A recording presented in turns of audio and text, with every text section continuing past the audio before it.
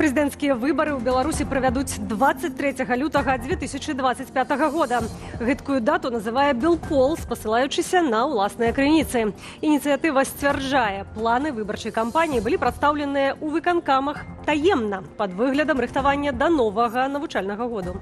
Вітаю, шаноўнае спадарства. У эфіры «Аб'ектыў» Анастасія Русецкая. Запрашаю на галоўнае інфармацыйнае выданне.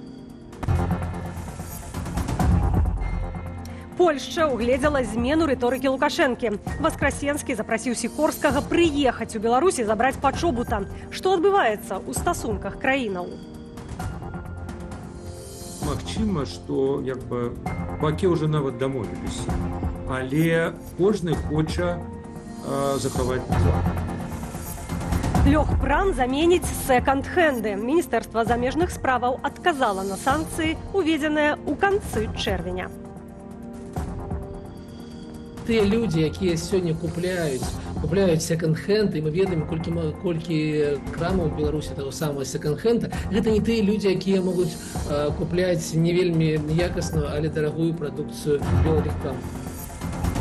Полацк застанецца без лядовай арэны. Даўгабуд, распачаты 1,5 дзесяцігоддзя таму, знясуць.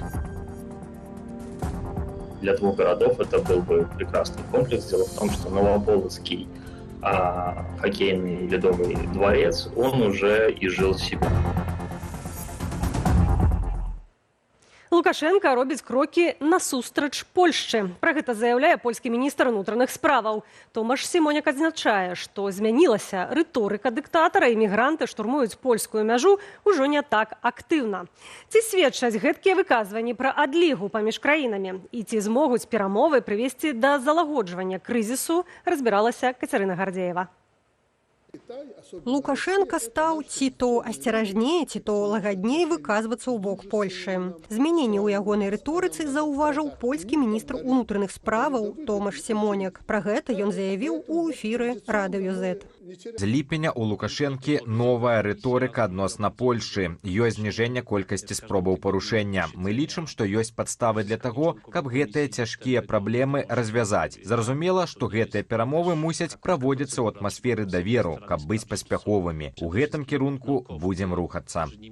У ліпені Лукашенко і сапраўды раптоўна прыгадаў пра партнёрства з Захадам, праўда, у кантэксце гандлю. Это наши соседи, Европейский Союз. С ними надо найти пути сотрудничества. Цель польской политики дать сигнал Лукашенко, что независимо от того, насколько он плохой и настолько он наделал ошибок, и даже преступлений в последние 2 года, на польской стороне есть партнер для разговора. Если у него не останется выбора, Россия его сожрет, и Беларусь будет ликвидирована как страна.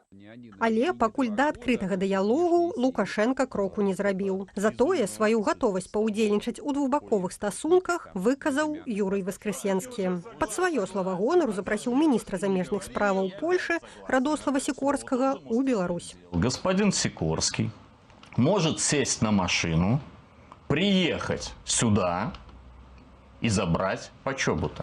Рэжым і раней выкарыстоўваў гэтую асобу ў перамовах. У 2020-м той прысутнічаў на сустрэчы з атрыманымі апанентамі Лукашэнкі. Цяпер жа, паводле праваабарончага цэнтру «Вясна», Васкрасенскі тэлефануе сваякам вязняў, каб тыя угаварылі палітзняволеных напісаць хадатайніцтва на памілванне. Это вот такие жесты, это элемент пропаганды на своих. Потому что я думаю, что отповедные сигналы, реальные сигналы в Варшаве, хутчэй за ўсё, они пасылаюцца, але па і зусім іншых каналах. І ўсё ж, выглядае, перамовы непазбежныя. Пра іх асцярожна кажа і міністр замежных справаў Беларусі Максим Рыжанкоў. Все равно надо будет садиться и договариваться с властью нынешней. Здесь и с президентом Александром Григорьевичем Лукашенко. І на парадку дня пытанняў для абмеркавання нямала. Напрыклад, абмен палітычных вязняў на агентаў рэжыму. Цяпер у польскіх турмах ёсць прынамсі 8 беларусаў, затрыманых за шпіянаж на карысць Лукашэнкі. Адна з іх, Дар'я, супрацоўнічала з КДБ. Ёй пагражае ад 5 до 10 гадоў зняволення. Яна агентка, яна не офицер. таму яна не стане прадметам абмену. Калі будзе затрыманы афіцэр спецслужбу, вось тады гэта рэальная справа. Я памятаю такую гісторыю, быў афіцэр спецслужбу затрыманы Моніч у 2005 ці 2006 годзе, але тады гэта не спрацавала. Так што такія спробы былі ў практыцы, але яшчэ ў тыя часы яны не спрацавалі. Но гэта не азначае, што такая магчымасць не з'явіцца. Таксама можа паўстаць і памежнае пытанне. Праўда, дзеля таго, каб польскія пераходы канчаткова не закрыліся, Лукашенка мусіць выканаць 3 умовы. Вызваліць Анджэя Пачобута, выдаць асобу падазраваную ў забойстве польскага жаўнера і спыніць гібридныя атакі на мяжы. З гэтага пераліку да сённяшняга часу беларускі бок цалкам не выканаў нічога.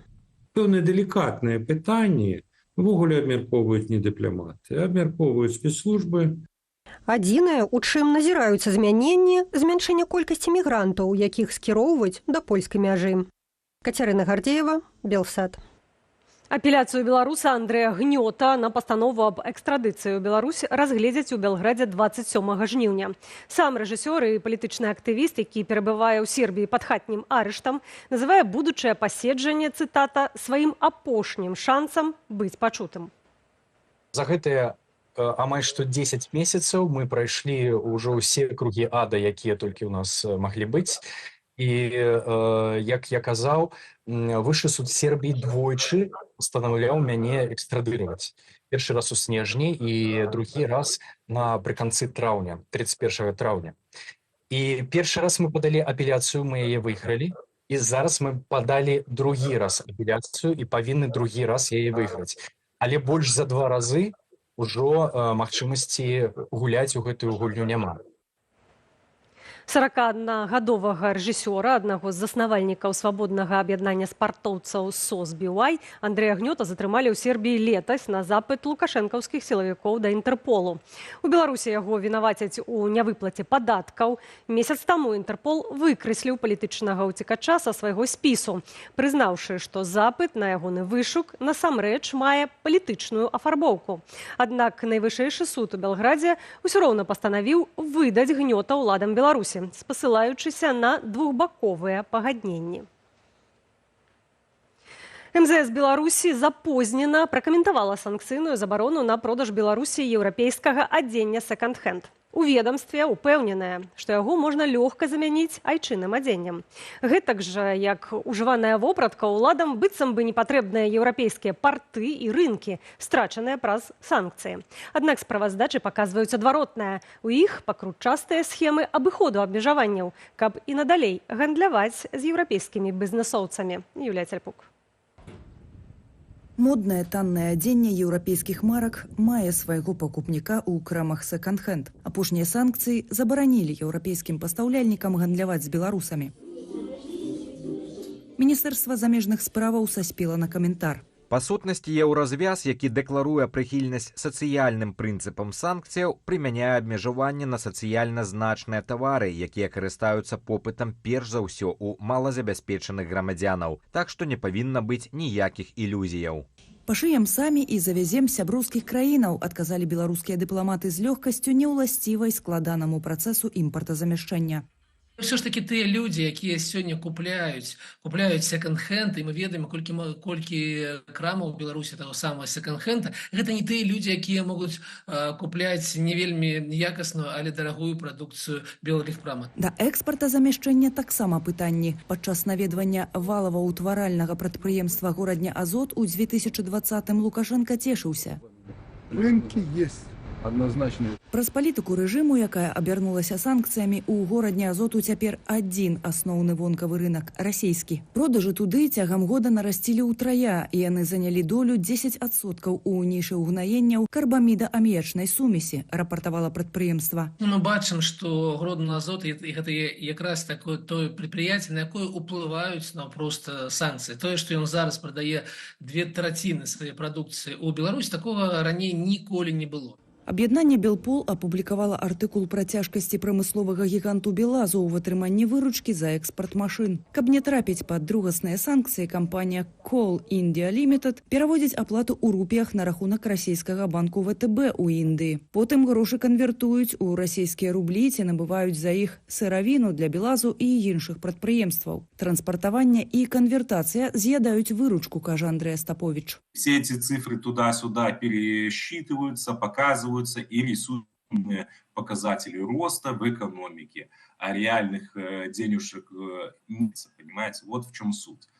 То есть они якобы поставили за огромные суммы, 15 стран эти «Белазы», получили такую-то прибыль, на бумагу это все красиво легло.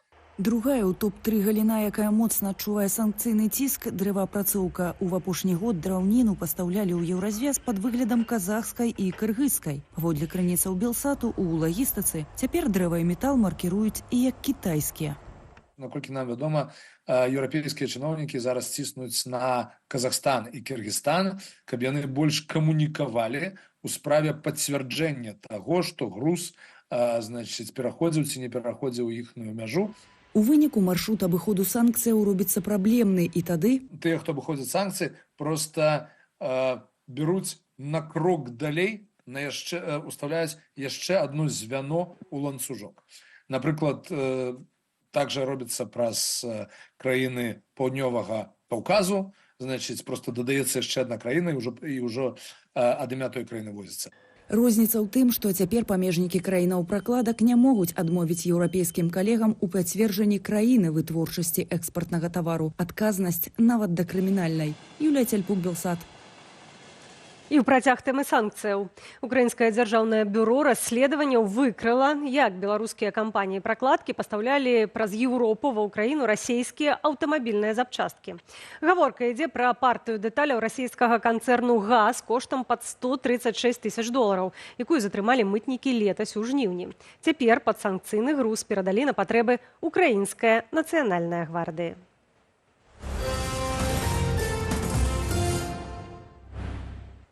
Расія просіць беларускую чыгунку не скіроўваць грузавыя цягнікі ў Курскую вобласць. Там працягваецца наступ украінскіх войскаў. Прэзідэнт США Джо Байден сцвярджае, што перад Пуціним паўстала сапраўдная дылема. На дапамогу Пуціну прыйшоў Лукашенка, а ў аб'яднаным пераходным кабінеце кажуць пра істотнае паслабленне войска Беларусі. Тэму працягне Руслан Ігнатович. Збройныя сілы Украіны працягваюць прасоўвацца ў Курскай вобласці Расіі. Пад кантроль ЗСУ трапляюць новыя населеныя пункты. З пачатку бягучых сотняў войскі на асобных напрамках прасунуліся на 1-2 кіламетры. Завершаныя пошукі знішчэння праціўніка ў населеным пункце Суджа. Гэтак жа з пачатку сотняў узята ў палон больш за 100 вайскоўцаў ворага. І ўпершыню з пачатку наступу аперацыю збройных сілаў Украіны ў Курскай вобласці пракаментаваў прэзідэнт ЗША. І гэта сітуацыя ў Курскай вобласці стварае сапраўдную дылему для Пуціна, а мы знаходзімся ў прамым кантакце, пастаянным кантакце з украінцамі.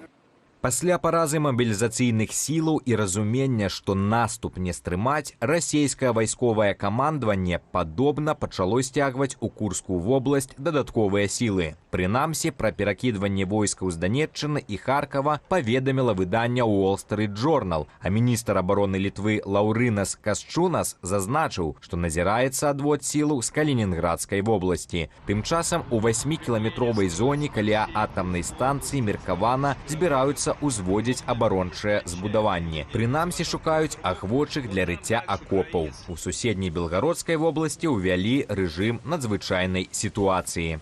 С целью дополнительной защиты населения, с целью оказания дополнительных мер поддержки пострадавшим, объявить чрезвычайную ситуацию регионального уровня с последующим обращением в правительственную комиссию с просьбой объявить чрезвычайную ситуацию федерального уровня.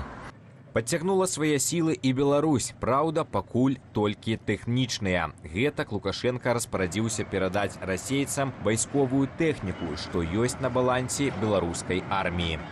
Либо у Республики Беларусь закончилось то, что вообще можно расконсервировать. Понимаю, что они передавали раньше Российской Федерации. Необходимость получения этой техники Российской Федерации просто колоссальная и свидетельствует о том, что У Российской Федерации действительно страшная проблема с техникой, ее действительно очень и очень сильно не хватает.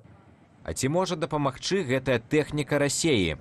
Ідзе гаворка про тэхніку, якой, ну там в лепшем выпадку 40 годов. Что с часов развала уже Советского Союза уже прошло больше 30 годов. И для сучасного поля боя живучесть вот этого радянского танка, ці БМП, она вельми мала. Гэты унёсак, ён значна можа аслабіць беларускую армію, але не вельмі значна дапаможа расіянам. Але тым самым Лукашенко можа перастрахавацца, каб не прымаць адкрытага удзелу ў вайне, мяркуе Іван Ступак. Лукашенко готов давать сколько угодно интервью, рассказывать, кричать, но никогда, ни в коем случае не принимать участие ни в каких боевых действиях. Надо потрясти там дубинкой, я потрясу, но надо танки погонять, погоняем. Но вот про наступление, про нападение, я уверен, что эта история уже отпала. Сёння ж сталы прадстаўнік Беларусі ў ААН Валянцін Рыбакоў прыгадаў пра выпадак з нібыта парушэннем беларускай паветранай прасторы украінскім беспілотнікам. Это чрезвычайно серьезный инцидент, который может привести к радикальной эскалации ситуации. Руслан Ігнатович, Белсат. Узаемадапамога і салідарнасць як адказ на гвалт і рэпрэсіі. 4 гады таму, ў жніўні 2020-го, распачаў працу фонд «Байсол». За гэты час камандзе «Байсола» ўдалося аказаць дапамогу тысячам ахвяраў рэжыму Лукашэнкі, а галоўнае – аб'яднаць вакол сябе дзясяткі тысяч беларусаў, гатовых дапамагаць адно аднаму. За 4 гады гарачая лінія «Байсолу» апрацавала звыш за 23 тысячы заявак. Фонд зладзіў больш за 1000 персанальных збораў. Яшчэ адзін кірунак працы – дапамога ў эвакуацыі з Беларусі тых, каму пагражае турма ці небяспека. Такіх паспяховых гісторыяў ужо больш за 1000. Самая минимальная сумма, якую атрымліваюць людзі ў межах дапамогі «Байсол», гэта разовыя выплаты на спецыяльныя праграмы, якія звязаны з дзецьмі палітвязняў. 3 разы на год мы выплачваем дзецям палітвязняў дапамогу. Гэта да летніх канікулаў, да пачатку навучальнага году і да калядаў. Вось якраз зараз ідзе збор для дзяцей палітвязняў, якія ідуць у школу. Там засталося літаральна некалькі тысячаў. Я спадзяюся, што сёння ў наш дзень народзінаў мы яго такі закрыем з вашай дапамогай і заклікаю ўсіх далучацца. І гэта 100 евро на кожнага дзіцёнка, але 3 разы на год, гэта значыцца з мінімальная сума, якую адзін чалавек можа атрымаць, гэта 300 евро. Падрабязней пра тое, як працуе «Байсол», кіраўнік фонду Андрэй Стрыжак распавядзе сёння ў нашай праграме «Белсат Зум» адразу пасля аб'ектыву.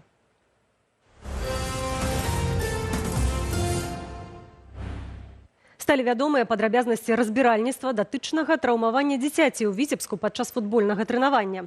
Крымінальную справу аб неналежным пільнаванні бяспекі непаўналетняга завялі супраць трэнеркі Алены Філіповіч. Гэта вынікае з дакументу следчага камітэту, які ініцыятыва «Белпол» перадала выданню «Зеркала». Як выявілі следчыя, падзенне футбольнай брамы адбылося ў выніку адсутнасці спецыяльных уцяжарвальнікаў, якія мусілі папярэдзіць перакульванне спартовага снараду. У выніку здарэння 8гадовае дзіця атрымала сур'ёзныя траўмы галавы. У стане сярэдняй цяжкасці яго перавезлі на лячэнне ў Менск. У следчым камітэце зазначаюць, што гэты выпадак траўмавання не першы ў Віцебскай вобласці. Палацу гульнявых відаў спорту ў Полацку не будзе. Будоўля гэтага аб'екту даўно замарожаная, цяпер жа ўлады гораду пастанавілі канчаткова яго пазбыцца. Ян Федаровіч. У Полацку абвясцілі тэндэр на знос недабудаванага палацу гульнявых відаў спорту. Кошт пытання 471 411 рублёў і 2 копейкі. Чаму так пастанавілі зрабіць? Белсат пад выглядам падраднай арганізацыі датэлефанаваўся да мясцовых чыноўнікаў. Свайное поле, и то, наверное, не 100% было забито под, сытые времена, скажем так. Потом сытые годы, тучные годы прошли, решено демонтировать это. Палац меўся паўстаць у новым раёне аэрапорт на ўскраіне Полацку. У 2010 годзе з'явіўся будаўнічы праект. У комплекс мелася ўвайсці шматфункцыйная спартовая арэна на 5000 гледачоў, на якой можна было б прымаць спаборніцтвы ў розных відах спорту. Акрамя таго, тут праводзілі б канцэрты. Меркавалася, што спартовы комплекс служыў бы патрэбам не толькі палачанаў, але і жыхароў суседняга Новаполацку. для двух городов это был бы прекрасный комплекс. Дело в том, что Новополоцкий хоккейный ледовый дворец, он уже изжил себя. Он является одним из самых старых в Беларуси, несмотря на то, что в 2018 году там проходила реконструкция, все равно он, скажем, далек от современного. Аднак нешта пайшло не так, і будаўніцтва полацкага спорткомплексу заморозили. Полоцк, скажем так, очень небогатый город, несмотря на то, что рядом по соседству находится там в 7 километрах Новополоцк, где огромный нефтеперерабатывающий завод, но это реально два разных города, и финансовое положение жителей разное. И содержать такой ледовый комплекс было бы очень накладно, да и, в принципе, я не думаю, что очень большое бы количество детей именно полоцких могло бы заниматься тем же хоккеем, потому что это очень дорогой вид спорта. Дакладных лічбаў, колькі меўся каштаваць спорткомплексу Полацку, няма. Зрэшты, трохі меншы паводле змяшчальнасці Аршанскі лядовы палац, які здалі ў эксплуатацыю ў 2013 годзе, каштаваў бюджэту $32 мільёны ў эквіваленце. І гэта не ўсе выдаткі на яго. В районе $2,5 миллионов в год в эквиваленте. То есть это ремонты текущие, это коммунальные платежи и штатное расписание. Мы пошли по пути строительства каких-то мегакомплексов, ну, что я не знаю, впечатлять там туристов. Аднак ці могуць такія аб'екты ў прынцыпе акупляцца ў беларускіх умовах? Они действительно дорогие в содержании. Они могут на себя зарабатывать, если там хороший менеджер спортивности, хороший отдел маркетинга работает. Можно как-то выжимать что-то, но, я же говорю, уровень жизни Беларуси не позволяет. Нет соотношения качества оказанной услуги и соотношения платежеспособности населения, к сожалению.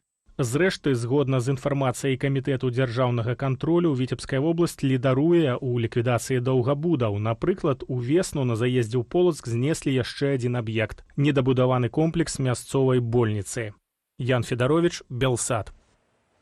Іспанска-італьянскае супрацьстаянне ў Варшаве. Меней чым праз 2 гадзіны на поле стадыёну Нарадовага ў Варшаве ў матчы футбольнага суперкубку Еўропы сустрэнуцца Рэал з Мадрыду ды Аталянта з Бергамо. Сёлетнія пераможцы Лігі чэмпіёнаў з Іспаніі лічацца безумоўнымі фаварытамі. Тым больш, што летам да іх далучыўся адзін з найлепшых гульцоў свету – француз Кільян Мбапэ. Аднак італьянцы ўжо не раз станавіліся аўтарамі сенсацыйных перамог. Атмасфера польскай сталіцы ў чаканні двубою – вашай увазе.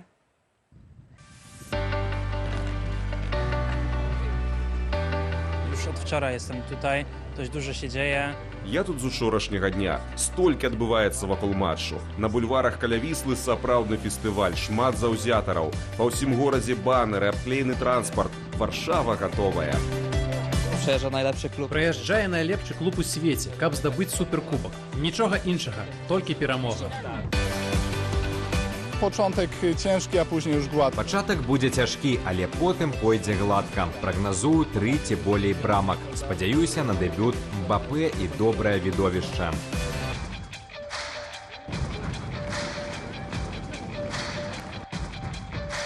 Рэал фаварыт, але я заўзею за таланту. Спадзяюся, яна зробіць чарговую сенсацыю.